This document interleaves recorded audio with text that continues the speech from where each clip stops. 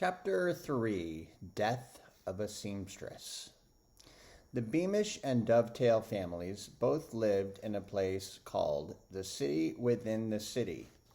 This was the part of Showville where all the people who worked for King Fred had houses. Gardeners, cooks, tailors, page boys, seamstresses, stonemasons, grooms, carpenters, footmen, and maids. All of them occupied neat little cottages just outside the palace grounds. The city within the city was separated from the rest of Showville by a high white wall, and the gates in the wall stood open during the day so that the residents could visit friends and family in the rest of Showville and go to the markets. By night, the sturdy gates were closed, and everyone in the city within the city slept, like the king, under the protection of the royal guard. Major Beamish, Bert's father, was head of the royal guard, a handsome, cheerful man who rode a steel-gray horse. He accompanied King Fred, Lord Spittleworth, and Lord Flapoon on their hunting trips, which usually happened 5 times a week. The king liked Major Beamish, and he also liked Bert's mother, because Bertha Beamish was the king's own private pastry chef, a high honor in that city of world-class bakers. Due to Bertha's habit of bringing home fancy cakes that hadn't turned out absolutely perfect, Bert was a plump little boy, and sometimes, I regret to say, the other children called him Butterball and made him cry. Bert's best friend was Daisy Dovetail. The two children had been born days apart and acted more like brother and sister than playmates. Daisy and Bert's defender against bullies. She was skinny but fast, and more than ready to fight anyone who called Bert Butterball. Daisy's father, Dan Dovetail, was the king's carpenter, repairing and replacing the wheels and shafts on his carriages. As Mr. Dovetail was so clever at carving, he also made bits of furniture for the palace. Daisy's mother, Dora Dovetail, was the head seamstress of the palace, another honor job because King Fred liked clothes and kept a whole team of tailors busy making him new costumes every month. It was the king's great fondness for finery that led to a nasty incident which the history books of Cornucopia would later record at the beginning of all the troubles that were to engulf that happy little kingdom. At the time it happened, only a few people within the city knew anything about it, though for some it was an awful tragedy. What happened was this. The king of Pluritania came to pay a formal visit to Fred, still hoping, perhaps, to exchange one of his daughters for a lifetime supply of hopes of heaven. And Fred decided that he must have a brand new set of clothes made for the occasion, dull purple, overlaid with silver lace, with amethyst buttons and gray fur at the cuffs. Now, King Fred had heard something about the head seamstress not being quite well, but he hadn't paid much attention.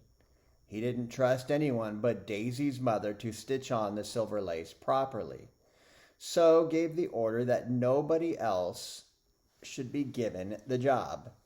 In consequence, Daisy's mother sat up 3 nights in a row, racing to finish the purple suit in time for the king of Pluritania's visit, and sat down. And at dawn on the 4th day, her assistant found her lying on the floor, dead, with the very last amethyst button in her hand. The king's chief advisor came to break the news while Fred was still having his breakfast. The chief advisor was a wise old man named Herringbone, with a silver beard that hung almost to his knees. After explaining that the head seamstress had died, he said, but I'm sure one of the other ladies will be able to fix on the last button for your majesty."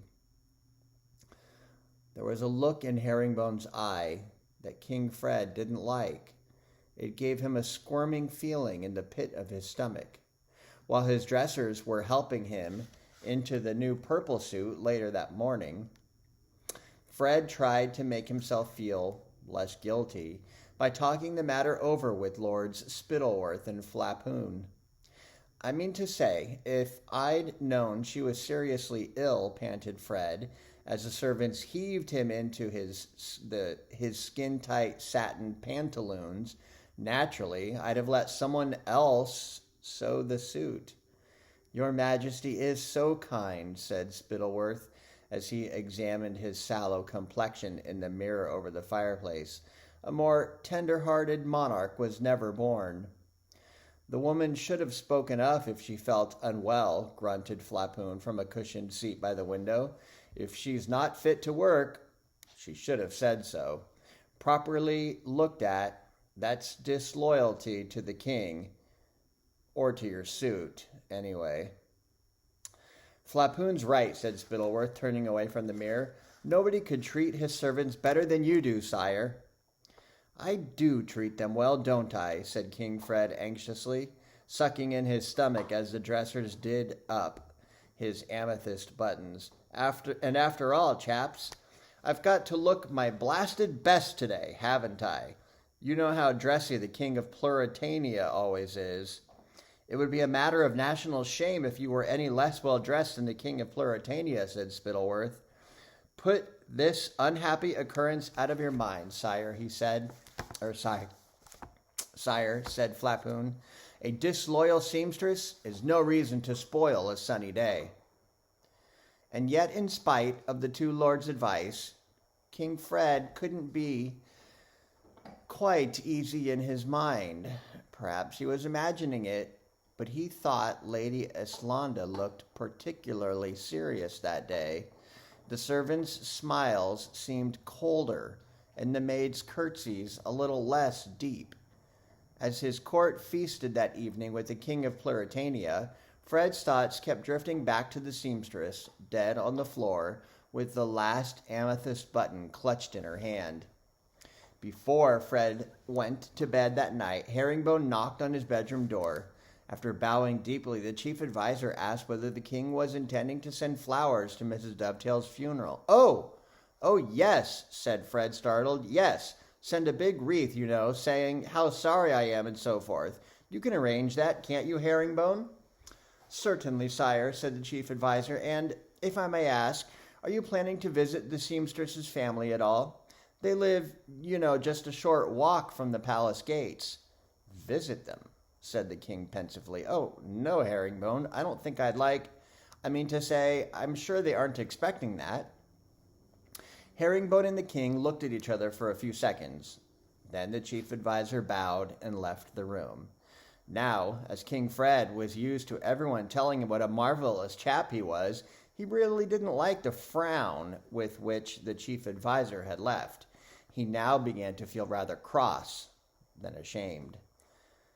"It's a bally pity," he told his reflection, turning back to the mirror in which he'd been combing his mustache before bed. "But after all, I'm the king, and she was a seamstress. If I died, I wouldn't have expected her to..." But then it occurred to him that if he died, he'd expect the whole of Cornucopia to stop whatever they were doing, dress all in black and weep for a week, just as they'd done for his father, Richard the Righteous. "Well, anyway," he said impatiently to his reflection, "life goes on." He put on his silk nightcap, climbed into his four-poster bed, blew out the candle, and fell asleep. Chapter 4. The Quiet House. Mrs. Dovetail was buried in the graveyard in the city within the city, where generations of royal servants lay. Daisy and her father stood hand in hand looking down at the grave for a long time. Bert kept looking back at Daisy as his tearful mother and grim-faced father led him slowly away. Bert wanted to say something to his best friend, but what had happened was too enormous and dreadful for words. Bert could hardly bear to imagine how he'd feel if his mother had disappeared forever into the cold, hard earth. When all their friends had gone, Mr. Dovetail moved the purple wreath sent by the king away from Mrs. Dovetail's headstone and put in its place the small bunch of snowdrops that Daisy had collected that morning. Then the two Dovetails walked slowly home to a house that they knew would never be the same again. A week after the funeral, the king rode out of the palace with the royal guard to go hunting. As usual, everyone along his route came rushing out into their gardens to bow, curtsy, and cheer. As the king bowed and waved back, he noticed that the front garden of one cottage remained empty. It had black drapes at the windows and the front door. "Who lives there?" he asked Major Beamish. That's the Dovetail house, Your Majesty," said Beamish. Dovetail, the king frowning. "I've heard that name, haven't I?" Yes, sire," said Major Beamish. "Mr. Dovetail is Your Majesty's carpenter, and Mrs. Dovetail was Your Majesty's head seamstress." "Ah, yes," said King Fred hurriedly. I remember." And spurring his milk-white charger into a canter, he rode swiftly past the black-draped windows of the Dovetail cottage, trying to think of nothing but the day's hunting that lay ahead. But every time the king rode out after that, he couldn't help but fix his eyes on the empty garden and the black-draped door of the Dovetail residence, and every time he saw the cottage, the image of the dead seamstress clutching that amethyst button came back to him. Finally, he could bear it no longer and summoned the chief adviser to him. "Herringbone," he said, not looking the old man in the eye, "there's a house on the corner, on the way to the park. Rather a nice cottage, largish garden." "The Dovetail house, Your Majesty?" "Oh, that's who lives there, is it?" said King Fred airily. "Well, it occurs to me that it's rather a big place for a small family. I think I've heard there are only 2 of them. Is that correct?" "Perfectly correct, Your Majesty. Just 2, since the mother—" "It doesn't seem really fair, Herringbone," King Fred said loudly, "for that nice, spacious cottage to be given to only 2 people, when there are families of 5 or 6, I believe, who'd be happy with a little more room." "You'd like me to move the Dovetails, Your Majesty?" "Yes, I think so," said King Fred, pretending to be very interested in the tip of his satin shoe. "Very well, Your Majesty," said the chief adviser with a deep bow. "I shall ask him to swap with Roach's family, who I'm sure would be glad of more space, and I shall put the Dovetails in the Roach's house." "And where is that exactly?" asked the king nervously, for the last thing he wanted was to see those black drapes even nearer the palace gates. "Right on the edge of the city within the city," said the chief adviser. "Very close to the graveyard in—" "That sounds suitable," interrupted King Fred, leaping to his feet. "I have no need of details. Just make it happen, Herringbone." "There's a good chap." And so Daisy and her father were instructed to swap houses with the family of Captain Roach, who, like Bert's father, was a member of the king's royal guard. The next time King Fred rode out, the black drapes had vanished from the door, and the Roach children, 4 strapping brothers, the ones who'd first christened Bert Beamish Butterball, came running into the front garden and jumped up and down, cheering and waving cornucopian flags. King Fred beamed and waved back at the boys. Weeks passed, and King Fred forgot all about the Dovetails and was happy again. Chapter 5, Daisy Dovetail. For some months after Mrs. Dovetail's shocking death, the king's servants were divided into 2 groups. The first group whispered that King Fred had been to blame for the way she died. The second preferred to believe there'd been some kind of mistake, and the king couldn't have known how ill Mrs. Dovetail was before giving the order that she must finish his suit. Mrs. Beamish, the pastry chef, belonged to the second group. The king had always been nice to Mrs. Beamish, sometimes even inviting her into the dining room to congratulate her on particularly fine batches of Duke's Delights or Folderol Fancies, so she was sure he was a kind, generous, and considerate man. "You mark my words, somebody forgot to give the king a message," she told her husband, Major Beamish. "He'd never make an ill servant work. I know he must feel simply awful about what happened." "Yes," said Major Beamish, "I'm sure he does." Like his wife, Major Beamish wanted to think the best of the king. He, his father, and his grandfather before him had all served loyally in the royal guard.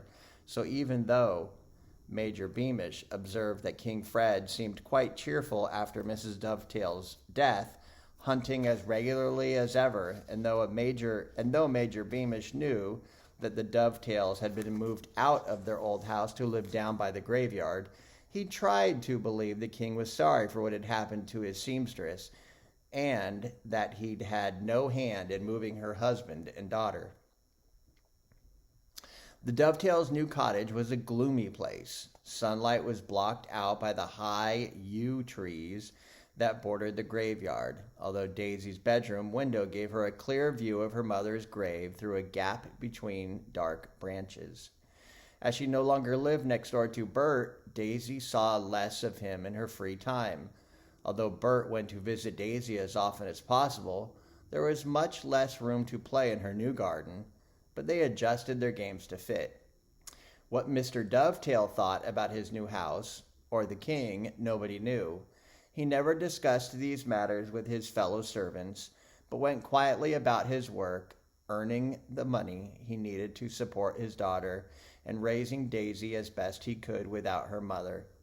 Daisy, who liked helping her father in his carpenter's workshop, had always been happiest in coveralls. She was the kind of person who didn't mind getting dirty, and she wasn't very interested in clothes. Yet in the days following the funeral, she wore a different dress every day to take a fresh posy to her mother's grave. While alive, Mrs. Dovetail had always tried to make her daughter look, as she put it, like a little lady, and had made her many beautiful little gowns, sometimes from the offcuts of material that King Fred graciously let her keep, and after she'd made his superb costumes. And so a week passed, then a month, and then a year, until the dresses her mother had sewn her were all too small for Daisy. But she still kept them carefully in her wardrobe. Other people seemed to have forgotten what had happened to Daisy, or had gotten used to the idea of her mother being gone.